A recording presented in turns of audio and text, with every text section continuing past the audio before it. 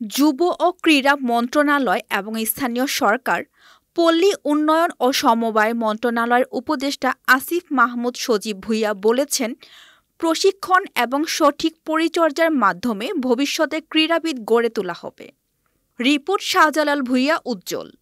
প্রতিভা অন্বেষণে একমাত্র উপায় যার মাধ্যমে আমরা ভবিষ্যৎ ক্রীড়াবিদদের খুঁজে পাব, যারা পৃথিবীর বুকে বাংলাদেশকে প্রতিনিধিত্ব করবে এবং বাংলাদেশের জন্য সম্মান বয়ে আনবে।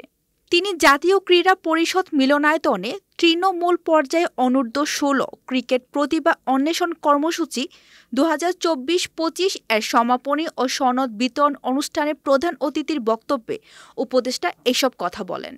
এই সময় উপদেষ্টা বলেন, এই ধরনের প্রশিক্ষণ কার্যক্রম আরও কীভাবে বৃদ্ধি করা যায় এবং সকলের অংশগ্রহণ নিশ্চিত করা যায় সেই বিষয়ে যুব ও ক্রীড়া মন্ত্রণালয় কাজ করছে।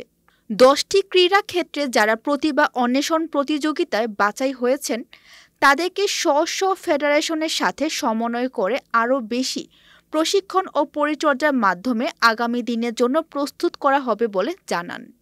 প্রতি 6 মাস পর পর ফেডারেশনের মাধ্যমে বাছাইকৃত প্রশিক্ষণার্থীদের মূল্যায়ন করা হবে।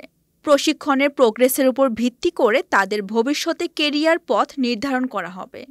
উপদেষ্টা আরও বলেন, আর্থিকভাবে অসচ্ছল ক্রীড়াবিদদের জাতীয় ক্রীড়াসেবী কল্যাণ ফাউন্ডেশনের মাধ্যমে ক্রীড়া বৃত্তির ব্যবস্থা করা হবে।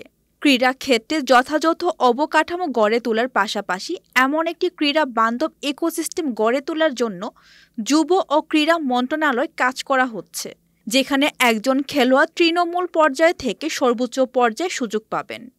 উল্লেখ্য, তৃণমূল পর্যায়ে অনূর্ধ্ব-16 ক্রীড়া প্রতিভা অন্বেষণ কর্মসূচি 2024-25-এর 10টি ইভেন্টে বিভিন্ন জেলা থেকে প্রায় 500 জন খেলোয়াড় অংশ নেয়। প্রাথমিক বাছাই শেষে 162 জনকে প্রশিক্ষণ দেওয়া হয়, যার মধ্যে 89 জন বালক ও 73 জন বালিকা। এতক্ষণ আপনাদের সাথে ছিলাম রেহানা সুলতানা প্রীতি।